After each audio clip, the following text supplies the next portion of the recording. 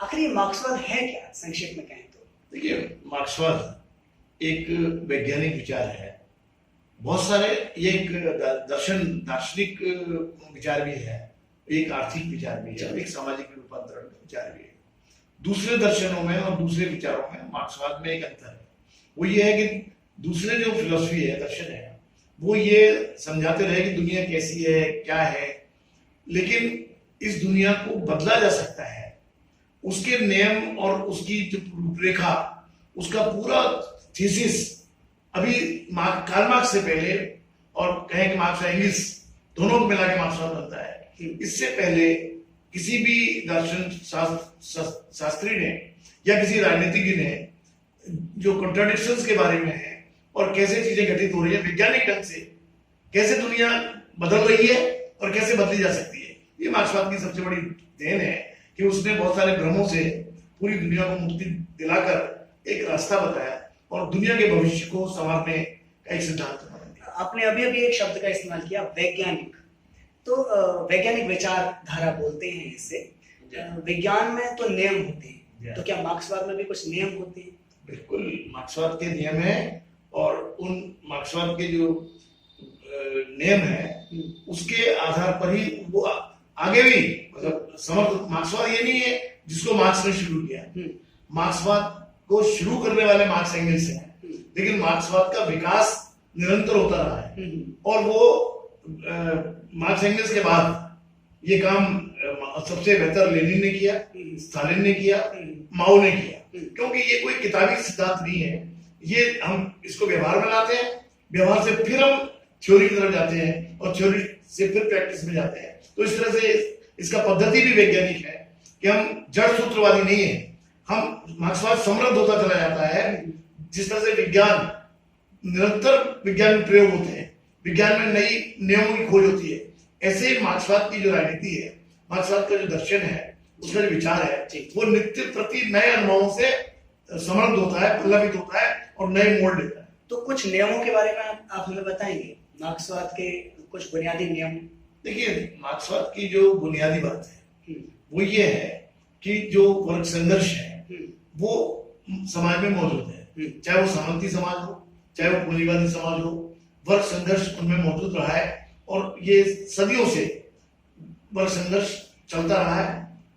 लेकिन मार्क्सवाद के जो अवधारणा है वो ये है कि वर्ग संघर्ष के सिद्धांत को सर्वहारा वर्ग के अधिनायकत्व तक ले जाना, इसी का नाम जो है ये मार्क्सवाद का सबसे बड़ा सूत्र है जी, कि हमें ये यात्रा करनी है कि इसको जो वर्ग संघर्ष है, वर्ग संघर्ष में जो पूंजीवाद है या कहेंगे सामंतवाद है, उसके अंतर्विरोधों का अध्ययन करके और उन अंतर्विरोधों को कैसे तीव्र किया जा सकता है, वर्ग संघर्ष को कैसे शार्प किया जा सकता है, संघर्षों की टक्कर को, उस टक्कर से ही नई जो है चीजें सृजित होंगी। इसलिए ये जो वर्ग संघर्ष से लेकर और सर्वहारा के अधिनायकत्व की जो अवधारणा है, मैं समझता हूँ संक्षेप में इसको हम मार्क्सवाद की अवधारणा के रूप में ले सकते हैं।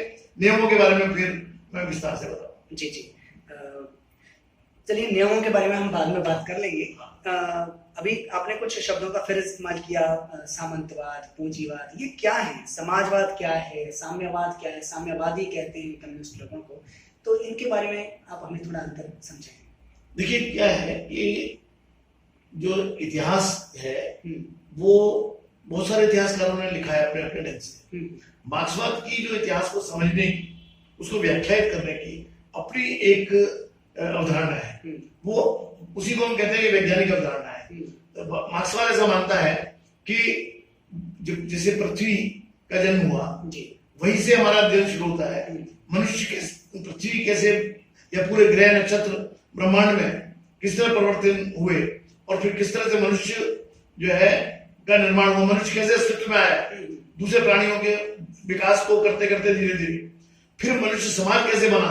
तो प्रारंभिक मनुष्य समाज जो है उनके एक विशेष किस्म का समाज था जी। लेकिन जब जब नई तकनीक आती है तो उत्पादन के जो संबंध है और जो उत्पादन की प्रक्रिया है उस तो उन दोनों में टकराहट होती है जी, संबंधों में, उत्पादन की प्रक्रिया में। तो एक हमेशा एक हम उस तरह युग को मानते हैं कि सामंतवाद एक विशेष किस्म का युग है जिसमें कुछ विशेष किस्म के उत्पादन की पद्धतियां थी और उसी तरह के सामाजिक संबंध थे और इन सामाजिक संबंधों में जो टक्कर होते होते उस सामंतवाद को चुनौती दी, धीरे धीरे पूंजीवाद विकसित हुआ और सामंतवाद के मुकाबले एक नई जो है व्यवस्था बन गई जिसको हम पूंजीवाद के नाम से जानते हैं। और ये निश्चित है कि पूंजीवाद और सामंतवाद ये दोनों भिन्न किस्म से हम उनको व्याख्यात कर सकते हैं कि सामंतवाद किस तरह से वहां सामंत और होते थे, जाति व्यवस्थाएं थी, वर्ण व्यवस्थाएं थी, लेकिन यहाँ पूंजीवाद में आते आते सामंतों को चुनौतियां दी गई, धर्म और राजा के जो संबंध थे सामंतवाद में उसको तोड़ा गया और फिर पूंजीवाद ने विकास की जो अवरुद्ध हो रहा था सामंतवाद में, क्योंकि तेली का बेटे तेली, मोची का बेटा मोची, यहाँ पर पूंजीवाद ने एक ऐसा हमें अर्थतंत्र दिया, एक ऐसा समाज दिया जिसमें कि प्रत्येक जाति और धर्म को मानने वाला कोई भी हो, वो अगर सामाजिक उत्पादन की या आर्थिक उत्पादन की प्रक्रिया में भाग लेता है तो उसके लिए अनंत संभावनाएं खुल जाती है खुद ब खुद। तो सामंतवाद के मुकाबले पूंजीवाद एक बहुत अधिक विकसित है, लेकिन इसकी मुसीबत यह है कि जिस तरह सामंतवाद मनुष्य के शोषणों पर आधारित है, पूंजीवाद भी अपने तमाम विकास के बावजूद बहुत भारी विकास उसने किया है, विज्ञान को आगे बढ़ाया, तकनीक को आगे बढ़ाया, लेकिन शोषण की प्रक्रिया समाप्त नहीं हुई, एक भिन्न किस्म का शोषण बना रहा। और जो मार्क्सवाद का सिद्धांत है कि सबकी बराबरी हो, सामाजिक संबंध एक विशिष्ट किस्म का सामाजिक संबंध हो जिसमें शोषण विहीन समाज की स्थापना की जाए, एक मनुष्य द्वारा, जैसा कि भगत सिंह ने कहा, एक राष्ट्र द्वारा एक राष्ट्र दूसरे राष्ट्र का और एक मनुष्य द्वारा दूसरे मनुष्य का शोषण मिट जाए, उस व्यवस्था, वो व्यवस्था जो होगी समाजवादी व्यवस्था, वो निश्चित रूप से सामंतवादी व्यवस्था, पूंजीवादी व्यवस्था उनसे श्रेष्ठ और आगे बढ़ी व्यवस्था होगी। अच्छा, आप हमें थोड़ा समाजवाद के बारे में बता सकते हैं? देखिए, समाजवाद जो है जैसा कि कहा गया है कि वो पूंजीवाद के गर्भ से पैदा होता है। अच्छा। पूंजीवाद के अंतर्विरोध जब बहुत तीव्र हो जाते हैं और पूंजीवाद से जो जनता की अपेक्षाएं, अभिलाषाएं वो जब बहुत अधिक बढ़ जाती है तो एक नए रूपांतरण की आवश्यकता महसूस की जाती है समाज के अंदर। तो समाजवाद में प्रत्येक मनुष्य को पूंजीवाद में उसकी योग्यता के अनुसार काम नहीं मिलता और काम मिलता भी नहीं है, बेरोजगारों की फौज भीड़ बनी रहती है। समाजवाद में जो जो काम कर रहे हैं, जो आप काम कर रहे हैं उसका प्रतिदान आपको मिलेगा। तो समाजवाद एक ऐसी व्यवस्था है जिसमें श्रम का नियोजन बहुत बड़े स्तर पर होता है, उत्पादन मैनेजमेंट होता है। वो केवल मैनेजमेंट नहीं है, उसको आप केवल एक नई व्यवस्था ही है वो जो पूंजीवाद से बिल्कुल भिन्न है। पूंजीवाद की जो समाजवाद में व्यक्तिगत पूंजी ही मालिकाना 5% लोगों का 95% लोगों पर आधिपत्य होता है, 5% लोगों पर पूंजी का तमाम सुविधाओं का, साधनों का संकेंद्रण होता है। समाजवाद में उल्टा हो जाता है, वहां पर 5% जो लुटेरे लोग हैं उनके ऊपर 95% कमेरों का राज होता है। तो वहां पर अधिक जो राज सत्ता है, राज सत्ता के साथ साथ उत्पादन के साधन है, उन पर भी जमींदारी समाप्त हो जाती है। पूंजीवाद को बिल्कुल कहना चाहिए बहुत नगण्य, बहुत छोटी ताकत के रूप में वो शेष रह जाता है और जो कमेरा वर्ग है, मजदूर वर्ग है, किसान वर्ग है, वही शासन व्यवस्था को चलाता है, वही अर्थतंत्र को चलाता है, वही तमाम चाहे संस्कृति हो उन सब पर का निर्माण करने का काम जनता के जो शोषित पीड़ित आज जो हिस्से हैं वो उसके निर्माता बन जाते हैं, वो वही उसको चलाते हैं। और फिर साम्यवाद में क्या अंतर है? साम्यवाद तो अभी कहीं दुनिया में आया नहीं। समाजवाद तो दुनिया में आया 1917 में जब रूस में क्रांति हुई तो एक सोवियत समाज का निर्माण हुआ और सबसे पहली समाजवादी व्यवस्था दुनिया के 1/6 हिस्से में निर्मित हुई। उसके बाद तो समाजवादी जो व्यवस्था है उसके तरह की बहुत पूरी दुनिया में जगह जगह पर समाजवादी क्रांतियां हुई, क्यूबा में हुई, वियतनाम में हुई, आपके ये चीन में जनवादी क्रांति हुई। वो समाजवादी क्रांति से पहले की अवस्था है, लेकिन इस जो जनवादी क्रांति है वो चीन की अपने हालात थे, उनके हिसाब से वहां सीधे समाजवादी क्रांति नहीं हो सकती थी, इसलिए वहां जनवादी क्रांति हुई, जनता की जनवादी क्रांति, जिसको समाजवाद में रूपांतरण जिसका होना शेष है, अभी हुआ नहीं, अभी बाकी है, प्रक्रिया में है। हाँ, साम्यवाद के बारे में जो आप पूछ रहे थे, साम्यवाद में जो उत्पादन है वो इतना उच्च कोटि का, और परिमाण में भी और क्वालिटी में भी, दोनों में इतना ऊंचा होता है कि जो रोटी, कपड़ा और मकान, ये जो बुनियादी समस्याएं पूंजीवाद में बनी रहती है, वही हल नहीं कर पाता पूंजीवाद। साम्यवाद में ये कोई समस्या ही नहीं रहती। साम्यवाद एक बहुत उच्च कोटि का समाज है, जिसमें न तो राज्य व्यवस्था होगी, न कोई सीमाएं होंगी, देश की कोई सीमा नहीं होगी, मनुष्य जाति पूरी, जो मनुष्य समाज इतना आगे बढ़ चुका होगा शिक्षा में, तकनीक में, विज्ञान में, संस्कृति में, कि एक और जो नेगेटिव ट्रेंड है, जो घृणा है, जो हत्या है, हिंसा है, इस तरह के जो पूंजीवादी व्यवस्था में नेगेटिव ट्रेंड है जो अवरुद्ध करते हैं समाज के विकास को, वो तो नष्ट हो चुके होंगे। नेगेटिव कॉन्ट्राडिक्शन जो है, ऋणात्मक कॉन्ट्राडिक्शन मनुष्य समाज के, वो धनात्मक उसमें बदल चुके होंगे। और एक बात मार्क्स ने कही है, साम्यवाद का जब वो वर्णन करते हैं तो वो कहते हैं कि जिसको जो चाहे वो बन सकता है, वहां उत्पादन तो है, खाने पीने की चीज तो नगण्य है, केवल शिक्षा और संस्कृति, खेलकूद, इनकी अपरिमित तरक्कियों का युग है वो मनुष्य की सर्वोत्कृष्ट। तो वहां पर अगर उन्होंने कहा था कि अगर कोई बोथोविन बनना चाहता है, एक महान संगीतकार, तो आप भी बन सकते हैं, मैं भी बन सकता हूँ, बीथोवन। तो वहां पर कोई कॉपीराइट नहीं होगा। किसी साहित्यकार, किसी लेखक की जो किताब है उस पर कॉपीराइट जैसी जो पूंजीवादी संकीर्णता है वो नष्ट हो चुकी होंगी। सभी लोग लेखक होंगे, सभी लोग वैज्ञानिक होंगे, जिस क्षेत्र में आप जाना चाहें उसमें आप जा सकते हैं। ऐसा उन्नत, सर्वोत्कृष्ट उन्नत समाज का नाम साम्यवादी समाज है, जो समाजवाद के बाद रूपांतरण उसका होता है। कम्युनिस्ट विचारधारा के इतिहास के बारे में कोई जानकारी बताइए, कैसे शुरू हुआ, कहां से ये विचार आया, कैसे लोगों के बीच में पॉपुलर हुआ? देखिए, यूं हम देखें तो हमारे सभी साथी थे, मथुरा के आपके प्रोफेसर, वो बताया करते थे जब क्लास लेते थे कि भाई सबसे पहला आदिम साम्यवाद वो वैदिक युग को कहते थे, कि जहां पर चीजों को बंटवारा करते थे, उत्पादन का सभी लोग आपस में बांटते थे, तो उसको आदिम साम्यवाद वो कहते थे, जिसमें कि किसी एक व्यक्ति का इशारा उत्पादन के साधनों पर नहीं था। लेकिन वो बहुत ही कहना चाहिए रॉ साम्यवाद, मैं उसको नहीं मान सकता, क्योंकि वहां पर जो वैदिक समाज है उसमें ब्राह्मणों का खासतौर से जो एक वर्ण व्यवस्था थी, उस वर्ण व्यवस्था के बीज वहां पैदा हुए थे, और वो आपस में तो बांट के खाते थे, जो उस समाज के ऋषि मुनि या कहें उस समय के उत्पादक। लेकिन वो कहते थे कि हमारे शत्रु जो हैं, जो आदिम जातियां थी, उनको कहते थे कि भाई हमें इंद्र हथियार देगा और उससे हम उनको अपने शत्रुओं को नष्ट करेंगे। तो वहां पर भी वैदिक समाज में भी मेरा मानना ऐसा है कि वहां भी कहीं न कहीं वर्ण संघर्ष जैसी चीज पैदा हो गई थी। लेकिन साम्यवादी विचार का जो सपना है, मैं समझता हूं कि बहुतों ने देखा कि सर्वे भवन्तु सुखिनः सर्वे भवन्तु निरामया, हमारे संस्कृत में भी है। हम भी कहते हैं सभी सबे भूमि गोपाल की, जब हम कहते हैं कि ये भूमि सबकी है, ये इजारा किसी का नहीं है, तो कहीं न कहीं इस तरह के विचार तो थे, लेकिन उन विचारों को एक शास्त्र का रूप देना, उन्हें एक सिद्धांत का रूप देना, ये काम कार्ल मार्क्स ने किया सबसे पहले।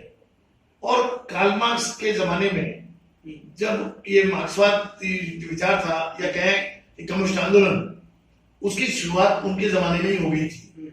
और जो हम देखेंगे कि जो सबसे पहला जो प्रयोग हुआ कार्ल मार्क्स के, मतलब एंगल्स खुद पेरिस में, पेरिस कम्यून, हम पेरिस कम्यून से मानते हैं कि वहां पर जो वहां के मजदूर थे पुराने किस्म के, वो नई तकनीक नहीं थी, वहां पर पुराने तकनीक के कारीगर थे, जैसे लोहार है, बढ़ई है, कुम्हार है, श्रमिक वर्ग का ये जो हिस्सा है उसने बहुत बड़ी बगावत की और उस बगावत के जरिए उन्होंने फ्रांस पर कब्जा कर लिया, फ्रांस से कर्नल जनरल उनको भगा दिया और राज सत्ता पर अपना अधिकार कर लिया। और वो कम्यून बनाया कि बराबरी से मिल बांट के हम लोग खाएंगे। और कुछ समय वो कम्यून चला, पेरिस कम्यून, मजदूरों का राज। लेकिन चूंकि उन्होंने हथियार इकट्ठे नहीं किए थे, तो दोबारा जो फौजें थी वो तैयारी करके दुनिया की, फ्रांस के जो उस समय के वो थे शासक वर्ग, उन्होंने फिर मजदूर वर्ग का हमला कर दिया। और चूंकि इन्होंने ये नहीं इमेजिन किया था कि इस व्यवस्था को टिकाऊ रखने के लिए हम पर भी हथियार होने चाहिए, तो ये कम्यून फेल हुआ। लेकिन इस बात का ध्यान कॉमरेड लेनिन के नेतृत्व में जब 1917 की रूसी क्रांति हुई, तो सबसे पहला ध्यान इसी पर था, कॉमरेड लेनिन का। और कॉमरेड लेनिन ने कहा कि हमारी जो क्रांति होगी वो हथियारबंद क्रांति होगी। इसलिए उन्होंने श्रमिकों और किसानों के साथ साथ सैनिकों को, जो सैनिक सीमाओं पर लड़ते थे जार के शासन में, उन सब सैनिकों से कहा कि आप सीमा छोड़ के वापस आ जाइए। और गृह युद्ध जैसी चीज बन गई थी, तो उस गृह युद्ध को तेज करने का काम सैनिकों के जरिए, मजदूरों के जरिए, किसानों के जरिए, एक सर्वाधिक क्रांति का पूरा थॉट जो बनता है, वो हथियार जरूरी है। पूंजीवादी व्यवस्था के पास हथियार थे, उन हथियारों से मुकाबला करने के लिए जाहिर है कि नहीं तो आप पिट जाएंगे। एक व्यवस्था को कायम रखने के लिए अगर दुनिया, हम जो कम्युनिस्ट है वो लोग नहीं चाहते कि हथियार रहें।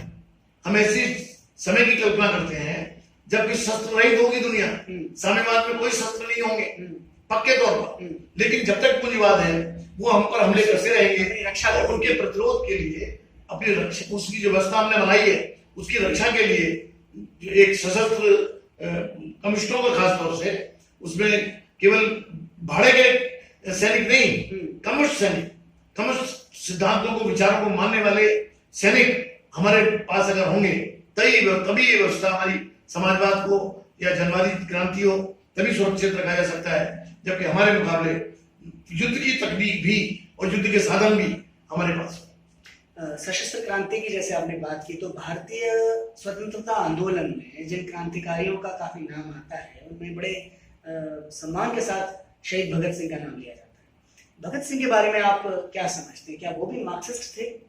बिल्कुल, वो मार्क्सवादी, कोई जड़ मार्क्सवादी नहीं थे।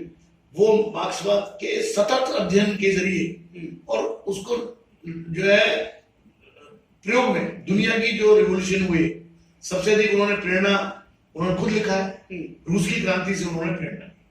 जाहिर है कि उसकी प्रेरणा के हिसाब से ही उन्होंने अपने जो संगठन था उसमें समाजवादी शब्द जुड़वाया। उन्होंने खुद मार्क्सवाद का अध्ययन किया और जो रिवोल्यूशनरी पार्टी जो उन्होंने बनाई, क्रांतिकारी पार्टी, उस क्रांतिकारी पार्टी के जो नियम थे वो नियम कम्युनिस्ट पार्टी से काफी हद तक मिलते जुलते हैं।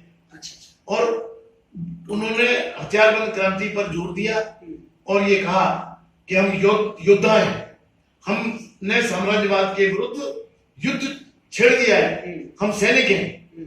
तो इस तरह की अवधारणा जो है भगत सिंह की, स्पष्ट रूप से वो एक सशस्त्र क्रांति की अवधारणा थी और उसको उन्होंने बहुत थोड़े समूह, एक प्रयोग के तौर पर उन्होंने उसको प्रयोग किया भारत में और पूरी दुनिया भर अपनी छाप छोड़ी।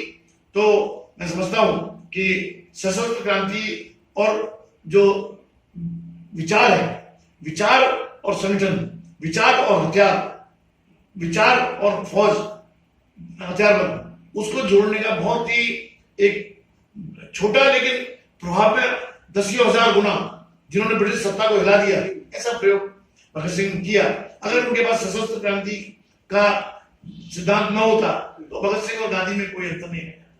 क्योंकि बात भगत सिंह की चली है, तो भगत सिंह का जो क्रांतिकारी जीवन है वो जिस दौर का रहा, लगभग उसी दौर में कहा जाता है कि कम्युनिस्ट पार्टी की स्थापना हो रही थी 1925 के आसपास में। तो कम्युनिस्ट पार्टी की स्थापना भारत में कैसे हुई, क्या कर रहे थे वो लोग, और भगत सिंह या उनका ग्रुप जो था वो उनसे क्या जुड़ा हुआ था कहीं किसी तरीके से, या नहीं जुड़ा हुआ था, तो क्यों? कुछ इस बात पर प्रकाश डालें। देखिए क्या है कि ये जो भगत सिंह का समूह है, इन्होंने कहा कि हम एक प्रयोग कर रहे हैं। उन्होंने कम्युनिस्ट पार्टी नहीं बनाई, कम्युनिस्ट पार्टी अपने ढंग से विकसित हो रही थी। 1920 से। और कम्युनिस्ट पार्टी जैसा उसका है कि भाई किसान सभा, जन संगठन बनाना, किसान सभा बनाना, ट्रेड यूनियन बनाना और महिलाओं को संगठित करना, उस तरह के काम कम्युनिस्ट पार्टी अपने ढंग से कर रही थी, मजदूरों में काम कर रही थी।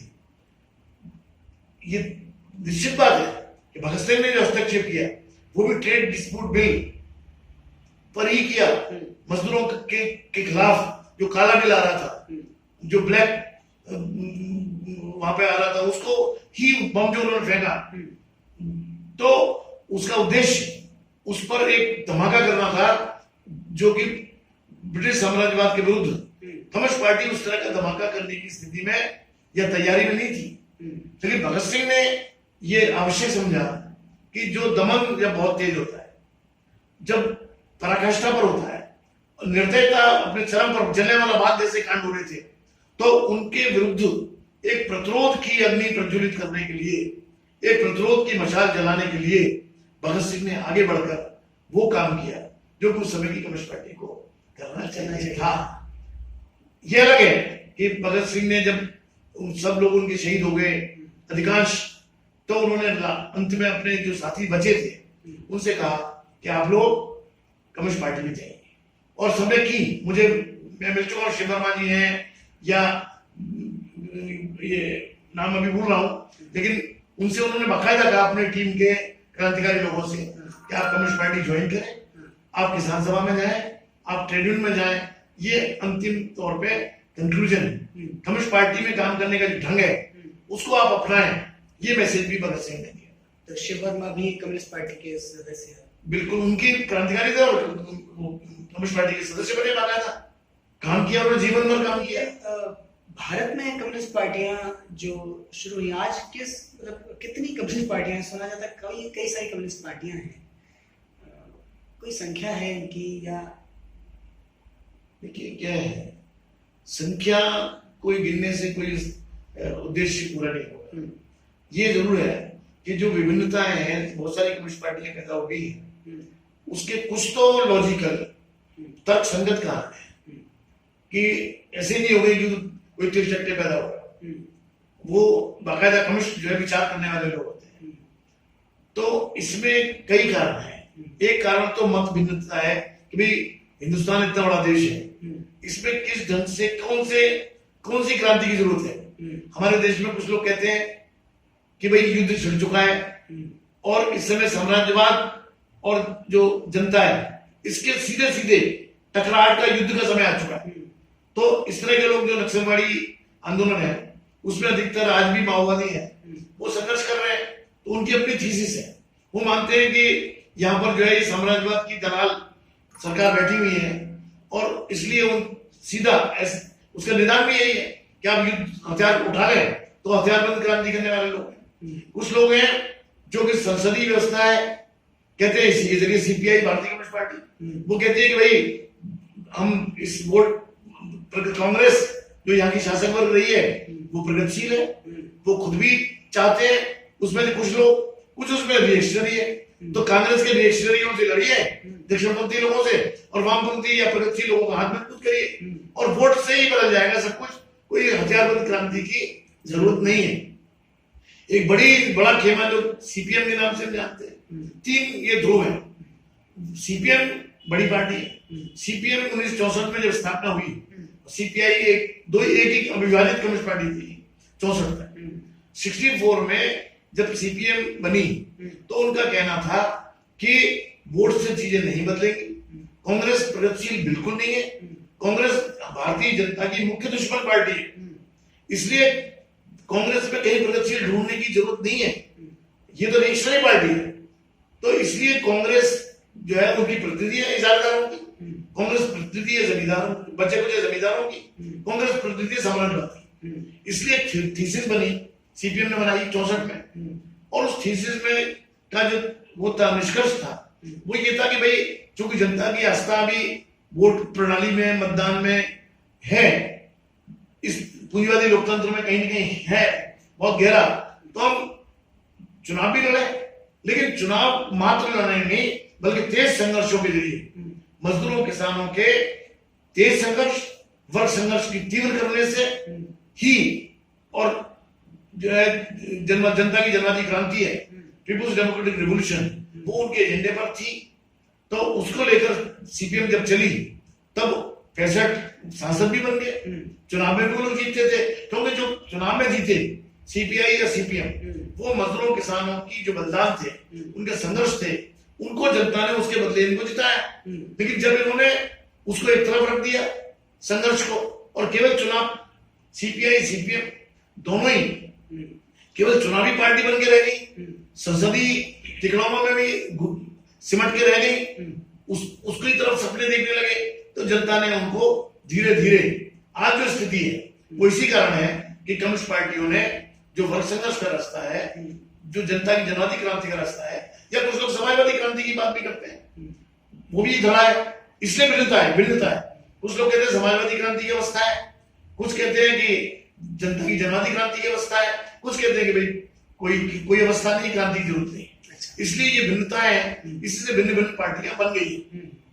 तो ये परफेक्ट है भिन्न भिन्न होने का, और आपस में कुछ वो भी है, कुछ अहंकार जो बौद्धिक कम्युनिस्टों में, जो बौद्धिक लोग घुस गए, सिद्धांतकार घुस गए, जो थ्योरी में तो बहुत प्रकांड पंडित है, लेकिन वो थ्योरी को जोर देते रहे, और उन्होंने प्रैक्टिस को धीरे धीरे गौड़ कर दिया। ये भी एक बड़ा कारण है। और अपनी जो महत्वाकांक्षाएं, एक बड़े नेता बनने की, एक पार्टी का कोई, उसको छोटी जगह पे लगी है बहुत बड़ी पार्टी, लेकिन एक छोटी सी पार्टी में कोई आदमी पॉलिट ब्यूरो का मेंबर बन जाता है, जब पार्टी का जनरल सेक्रेटरी बन जाता है, तो ये इन आकांक्षाओं ने भी बहुत छोटे छोटे ग्रुपों को जन्म दिया है। एक पार्टी सीपीआई एमएल भी है, खुद आपकी पार्टी है जिससे आप बिलोंग करते हैं, एमसीपीआई यू, ये इनके बारे में कुछ बताएं। देखिए, सीपीएमएल तो बहुत सारे ग्रुप है, बहुत सारी पार्टियां हैं, बहुत सारे ग्रुप है। इस समय जो जिनके बारे में मुझे लगता है आप कह रहे हैं, वो लिबरेशन के बारे में। जी, माले जो लिबरेशन है, उन्होंने अपना जो रास्ता था बिहार में, उन्होंने एक बहुत बड़ा प्रयोग किया था, और उसके जरिए एक बहुत बड़ा लोरिक सेना और दलित सेना, तो इनके बीच में बहुत बड़ा संघर्ष हुआ, वो बड़ा संघर्ष में बदल गया, फिर उनको उन्होंने वापस ले लिया। और जिस तरह से नक्सलवाद में, जिसको हम कहें कि मार्क्सवादी लेनिनवादी पार्टियां, उनमें इन्होंने तुरंत हथियारबंद क्रांति की, या हथियारों से तुरंत लड़ाई छेड़ देने की जरूरत नहीं है, ऐसा सोच के इन्होंने वापस संसदीय व्यवस्था जो सारे एमएल ग्रुप ने छोड़ दी थी। लिबरेशन एक ऐसा ग्रुप है जो ये मानता है कि हमें अभी चुनाव की पद्धति को भी लड़ना चाहिए, लेकिन साथ साथ हमें वर्ग संघर्ष को भी तेज करना चाहिए। एमसीपीआई यू, जिसमें हम लोग काम करते हैं, मैं काम करता हूँ, हमारा भी ऐसा मानना है कि जनता की जनवादी क्रांति का जो एजेंडा है वो प्राथमिक तौर पे सामने होना चाहिए, और उसके लिए बिना स्ट्रगल के वो आगे नहीं बढ़ सकता। अगर उसके आधार पर आप किसानों को, मजदूरों को, जनता के विभिन्न हिस्सों को एकत्रित करते हैं, और संघर्ष हो, जैसे पी सुंदरिया के समय सीपीएम में हम देखते हैं कि जब तक पी सुंदरिया जनरल सेक्रेटरी रहे, तो रेडिकल ट्रेड यूनियन बनी, किसानों के बड़े बड़े भूमि संघर्ष हुए, वास्तविक संघर्ष हुए, लैंड टू टिलर, और जब लैंड टू टिलर को छोड़ दिया, ट्रेड यूनियन के जो दुर्ग बनाने छोड़ दिए, और हमने एक बहुत संवैधानिक तरीके से काम करने लगे, उसका परिणाम हुआ कि वो कम्युनिस्ट पार्टी नहीं रह गई। कम्युनिस्ट पार्टी का अर्थ ही है कि हम आमूलचूल परिवर्तन के लिए लड़े। जो भी कम्युनिस्ट पार्टी अगर आमूलचूल परिवर्तन का संघर्ष के लिए लड़ती हुई दिखाई नहीं दे रही, तो मेरा मानना है कि वो कम्युनिस्ट पार्टी नहीं है, लेवल भले ही उन्होंने कम्युनिस्ट पार्टी का लगा। अच्छा, तो आखिर कम्युनिस्ट क्या कर सकते हैं भारत के अंदर ये राजनीतिक व्यवस्था को बदलने के लिए? देखिए, सबसे पहली बात तो ये है कि कम्युनिस्टों को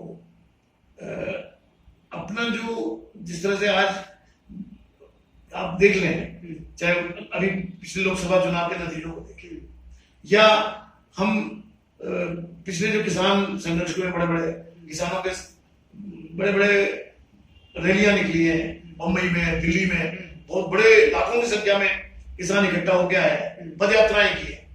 लेकिन अब ये समय, जैसा कि फासिज्म की एक तरह की अवस्था आ गई है, नरेंद्र मोदी जी 1914 से 19, अभी यहाँ 19 और 19 के बाद 2014 अब उनके 2014 से 2019 उनके पास ज्यादा ताकत, ज्यादा संवैधानिक जो उनको इस्तेमाल अपने ढंग से करने का, इजारादार पूंजीपतियों के साम्राज्यवाद के हित में राज सत्ता को लगा देने का, और जो जनता की लूट है उसको और बर्बर तरीके से करने का फासिज्म वही होता है। फासिज्म व्यवस्था धर्म के नाम पर विभाजन करती है, पूरे समाज में जाति के नाम पर विभाजन करती है, और एक यूटोपिया खड़ा करती है जो गैर जरूरी सवाल है, धर्म का सवाल, जाति का सवाल इतना प्राथमिक बना देते हैं कि रोटी रोजी का सवाल वो गौड़ हो जाते हैं। इस समय कम्युनिस्टों के ऊपर जिम्मेदारी है कि वो केवल उनसे धार्मिक सवालों में बहस में नहीं उलझे, बल्कि जो बुनियादी काम है रिवोल्यूशन के लिए या कहे सामाजिक परिवर्तन के लिए, जो जनता की समस्याएं हैं, जो रोज आत्महत्या कर रहे हैं किसान मजदूर, रोज फैक्ट्रियां बंद हो रही हैं, बेरोजगार हो रहे हैं, उनकी कटौतियां हो रही हैं सारी सुविधाओं में, बोनस नहीं मिल रहा, वेतन नहीं मिल रहा, पेंशन नहीं मिल रही। तो इन सारी चीजों के अगर सारे कम्युनिस्ट एक मोर्चा बनाकर एक बड़ा व्यापक विशाल वामपंथी और एक मिनिमम टारगेट बनाकर सभी लोग अगर उनका वास्तव में जनता में परिवर्तन चाहते हैं और वो अपने नाम को सार्थक करना चाहते हैं, तो इस समय है कि वो सब एक हो, एक कॉमन मिनिमम प्रोग्राम बनाए, और उसके लिए कस्बों में, गांव में, शहर में, प्रांत में, देश में, जगह जगह पूरे देश में पूरी ईमानदारी के साथ निकले घर से और काम करें। तो मैं समझता हूं कि 2-4-5 साल में ही चीजें बदली हुई दिख सकती है, बशर्ते कि कम्युनिस्ट लीडर और अपने कैडर को से आगे बढ़ के दिखाएं खुद। पहली कुर्बानी कैडर की कुर्बानी तो अभी भी हो रही है। पश्चिम बंगाल में कैडर पिट रहा है, नेता आराम से बैठे हुए एमपी बंगलों में। तो ये जो मामला है कि भाई हम साहब बन गए, एक गाना था संगीना में, तो फिल्म आई थी साला में, तो साहब बन गया। तो ये कम्युनिस्ट लीडर, साम्यवादी वामपंथी लीडर जो साहब बन गए हैं, वो साहब बनने को छोड़ना पड़ेगा, ये वरना जनता उनको छोड़ देगी और कम्युनिस्ट कैडर को छोड़ देगी। तो कम्युनिस्ट कैडर को ये समझना होगा कि नेताओं की जिम्मेदारी नहीं है, ये हमारी जिम्मेदारी है। और कैडर को बहुत सारी चीजों में चूंकि कुर्बानी तो वो दे ही रहे हैं, परिवर्तन को चाहते हैं, संघर्ष को कर रहे हैं, लेकिन अब वो थोड़ा एक कदम और आगे आए और इस जो संयुक्त संघर्ष का ये जो जमाना है, वामपंथी एकता का जो जमाना है, वो वामपंथी एकता दिखावटी नहीं हो। लोग कहते हैं कि वामपंथी एकता नहीं हो रही, अरे वामपंथी एकता तो है। पश्चिम बंगाल में 6 पार्टी 9 पार्टी थी, वो आज भी एकता है, लेकिन वो एकता निष्क्रिय एकता है, नपुंसक एकता है। मैं चाहता हूं सक्रिय और यौद्धिक जो एकता होनी चाहिए, जो युद्ध के स्तर पर उतरे, जो संघर्षों के स्तर पर दिखाई दे, इस तरह की जो एकता है, संघर्षों में परिणत होती हुई एक वामपंथी एकता, उसकी जरूरत है। तो कोई, मैं समझता हूं इतनी बड़ी दुनिया में कुर्बानी जितनी कम्युनिस्टों ने दी है देश के लिए, रूस के लिए कम से कम 5 लाख लोग शहीद हुए, चीन में 10 लाख लोग शहीद हुए अपने देश के लिए। तो हम भारत के लोग, लेकिन हमारा देश का अर्थ भिन्न है। हम देश का अर्थ केवल सीमा नहीं मानते, हम मानते हैं देश की असली देश जो है वो मजदूर है, किसान है, महिलाएं हैं, बच्चे हैं, उनके लिए यही हमारा देश है। और अगर इस देश के लिए हम कुर्बानी करने के लिए आगे आएंगे, आना ही चाहिए। लेकिन मेरा मानना है कि अगर ये शुरुआत हो जाती है तो कम्युनिस्ट फिर कुर्बानियों को एक नया इतिहास, एक नया जो है परिदृश्य रचने में सक्षम है, ये मेरा